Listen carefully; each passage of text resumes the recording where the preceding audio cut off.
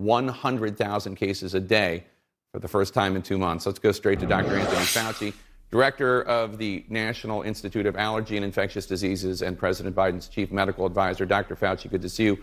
As always, so let's start with the Omicron variant. Coronavirus cases in South Africa quadrupled in just 4 days this week, reportedly spreading twice as quickly as Delta. But the South African president said overnight that hospitalizations from Omicron are not increasing at an alarming rate. So have you seen evidence that hospitalizations or deaths are rising, not just cases?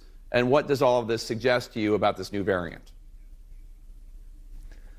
Well, we're in really quite constant communication with our South African colleagues, Jake. They've really been very good about being transparent. They are giving that indication that you just mentioned. Clearly, in South Africa, Omicron has a transmission advantage, because if you look at the number of cases now, they were very much at a low level. Then they had almost a vertical spike upwards, which is almost exclusively Omicron.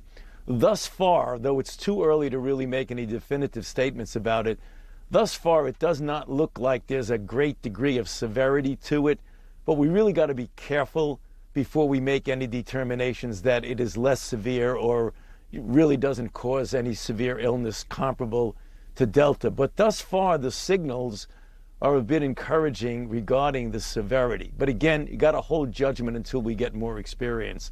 But clearly, it is becoming the dominant variant in South Africa. The question for us here in the United States, now that it is clearly here in at least 15 or more states and in about 40 countries, is what is it going to be as it competes with a very dominant variant Delta, which we have 99.9% of the isolates in the United States are Delta.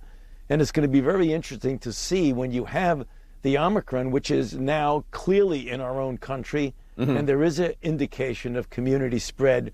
What's going to happen when you have those two competing with each other? It's going to be very interesting to do what we're doing now, watching it. But as you mentioned, I just heard you make the comment in the introduction, boosters are going to be really critical in addressing whether or not we're going to be able to handle this. So let's talk about the vaccine, because you've said the level of vaccine protection might diminish against Omicron. There's likely still at least some protection, you have also said.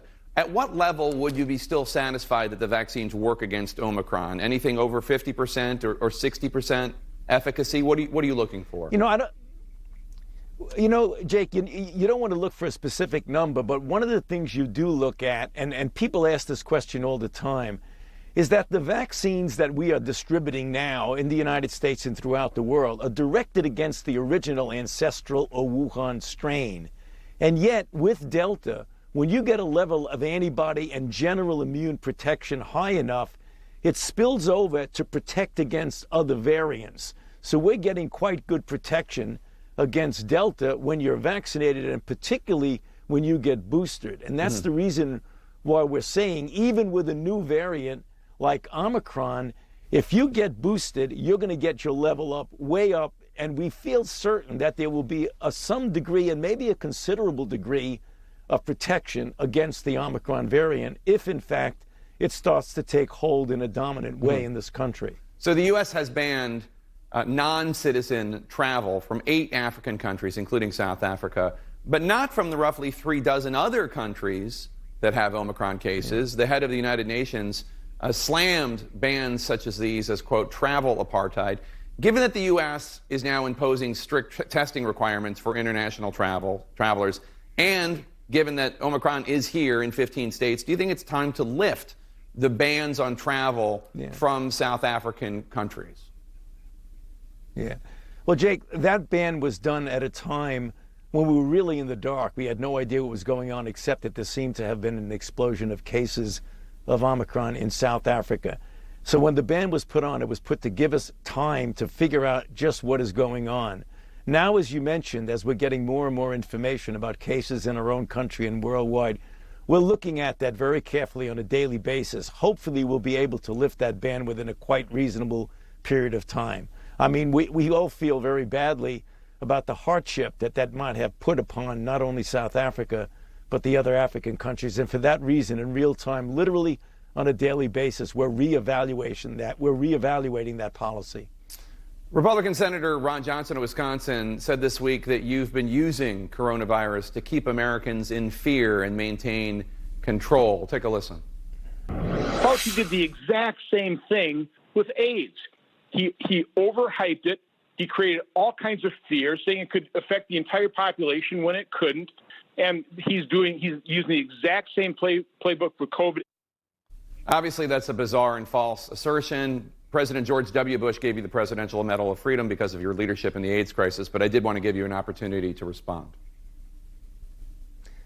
You know, Jake, how do you respond to something as preposterous as that?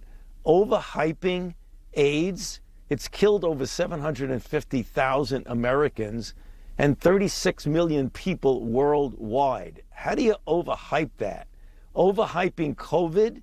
It's already killed 780,000 Americans and over 5 million people worldwide. So I don't have any clue of what he's talking about. I don't think he does either. Dr. Anthony Fauci, thank you so much. Appreciate it. The future of Roe v. Wade is uncertain as the Supreme Court considers a case out of Mississippi that could radically transform abortion rights nationwide.